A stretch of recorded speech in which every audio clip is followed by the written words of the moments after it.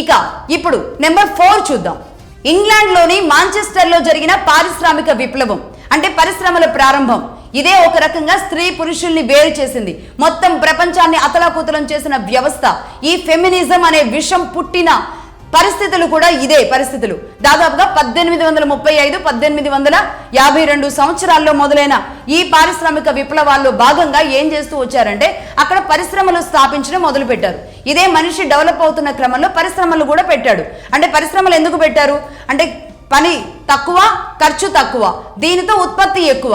దీని ద్వారా పరిశ్రమలు అనేవి మొదలయ్యాయి. ఈ పరిశ్రమల్లో పెద్ద పనులు, బలమైన పనులు, పెద్ద పెద్ద బరువులు మోసే పనులన్నీ మగవాళ్ళు చేస్తూ ఉండేవాళ్ళు. అలాగే అక్కడే ఉన్న చిన్న పనులకు కూడా మగవాళ్ళు మాత్రమే పని చేయాల్సి వచ్చేది. ఎక్కడా కూడా స్త్రీ ఈ పనులకు వెళ్ళిన దాఖలాలు ఎక్కడా లేవు.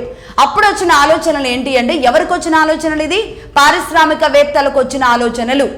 వీళ్ళు ఏం చేశారు అంటే పెద్ద పనుల కోసం ఇస్తున్న వేజెస్, వాళ్ళకి ఇస్తున్న జీతం ఎంత ఉందో చిన్న పనులకు కూడా అంతే ఇవ్వాల్సి వస్తుంది. కాబట్టి ఈ చిన్న పనులకి ఇంట్లో ఉన్న మహిళలను కనుక వాడుకోగలిగితే ఈ తక్కువ జీతం ఇచ్చి వాళ్ళని పంపించవచ్చు.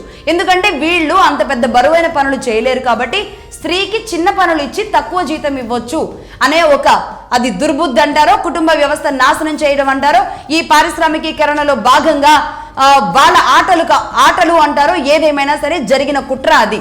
దాంతో ఏం చేశారు, ఇక్కడ నుంచి స్త్రీ హక్కులు, స్త్రీ కూడా సంపాదించాలి, స్త్రీ ఇంటి నుంచి బయటకు రావాలి అని చెప్పడం మొదలుపెట్టారు.